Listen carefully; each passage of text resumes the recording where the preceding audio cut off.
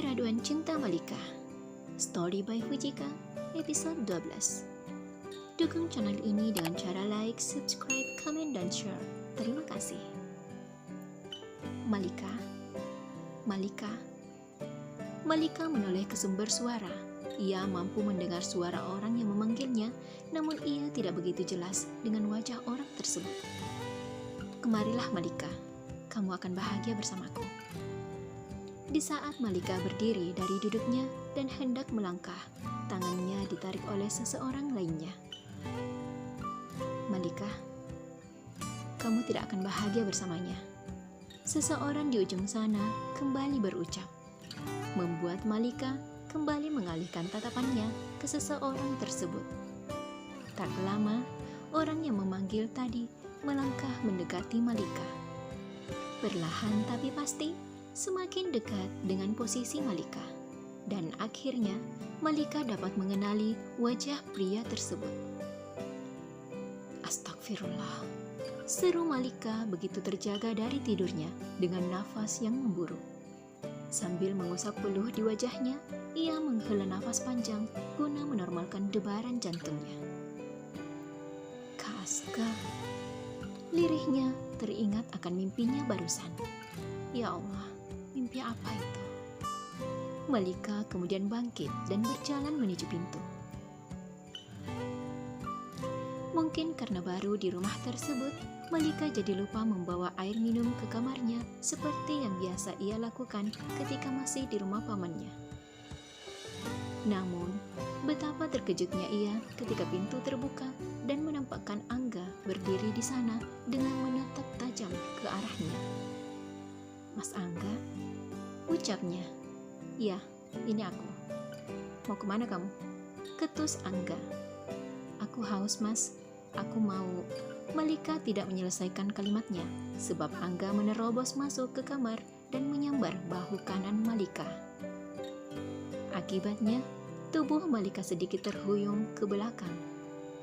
Malika menatap punggung Angga yang berjalan ke kamar mandi. Mas Angga, aku tidak tahu harus bagaimana menghadapimu, tapi aku ini istrimu. Aku harus berbakti padamu. Tapi bagaimana aku bisa melakukan itu kalau Mas Angga tidak menganggapku sama sekali? Ucap Malika dalam hati.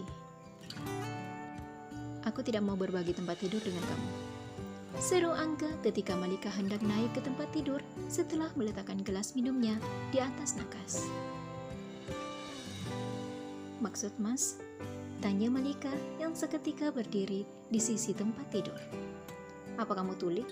Aku bilang, aku tidak mau berbagi tempat tidur dengan kamu. Ulang Angga dengan penekanan. Lalu Malika tidur di mana, mas? Terserah kamu, asal jangan di sini. Sahut Angga malas. Tapi apa? Tapi kita suami istri yang harus tidur seranjang, begitu maksudmu? Jangan mimpi, jangan pernah memikirkan malam pertama di antara kita. It's impossible. Angga memutar badan, membelakangi Malika. Sabar Malika, kamu pasti bisa melalui malam ini dengan baik. Ucap Malika dalam hati, menyemangati dirinya. Ia lalu mengambil bantal dan melangkah ke arah sofa yang ada di dalam kamar itu. Namun ia bingung. Ia tidak punya selimut untuk menghalau dinginnya suhu AC. Bagaimana ini? Apa aku harus membangunkannya?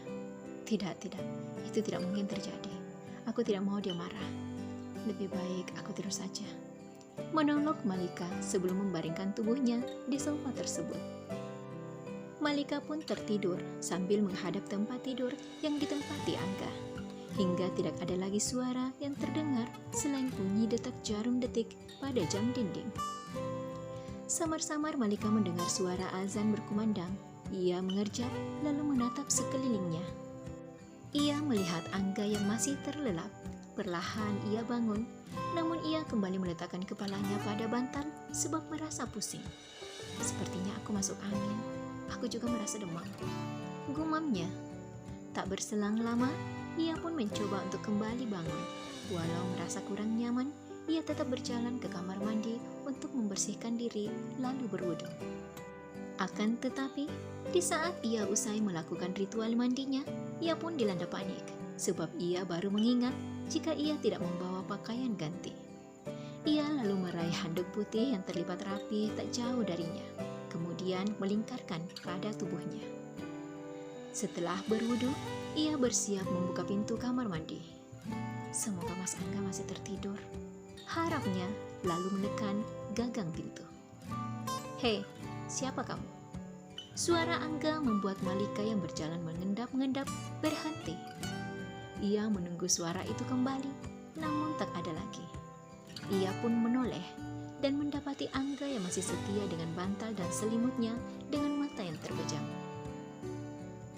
Malika akhirnya bernapas lega. Rupanya Angga hanya mengigau.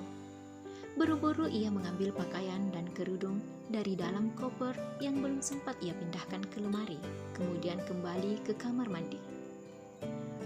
Usai melaksanakan sholat subuh, Malika memberanikan diri membangunkan Angga. Ia memanggil pelan, namun tak ada reaksi dari Angga.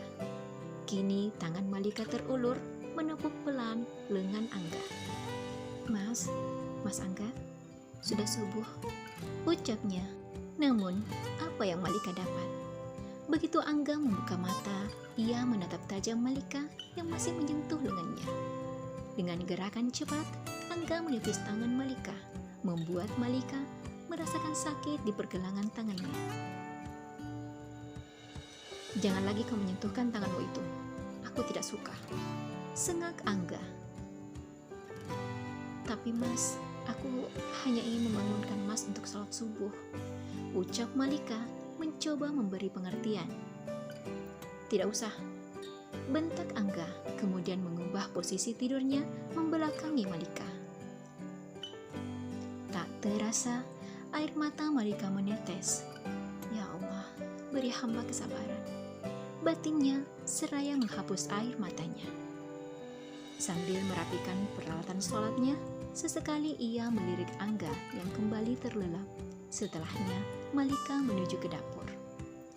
2 jam kemudian, Pak Nugroho mengernyit menyaksikan Angga hadir di tengah-tengah mereka di meja makan. "Jam berapa kamu pulang, Angga?" tanyanya. "Apa itu penting, Pak? Bukankah yang penting Angga pulang?" balas Angga sambil mengoleskan selai ke roti. "Angga?" bekik Pak Nugroho. "Apalagi, Pak?" sahut Angga malas. "Sudah, Pak, sudah. Yang dikatakan Angga benar.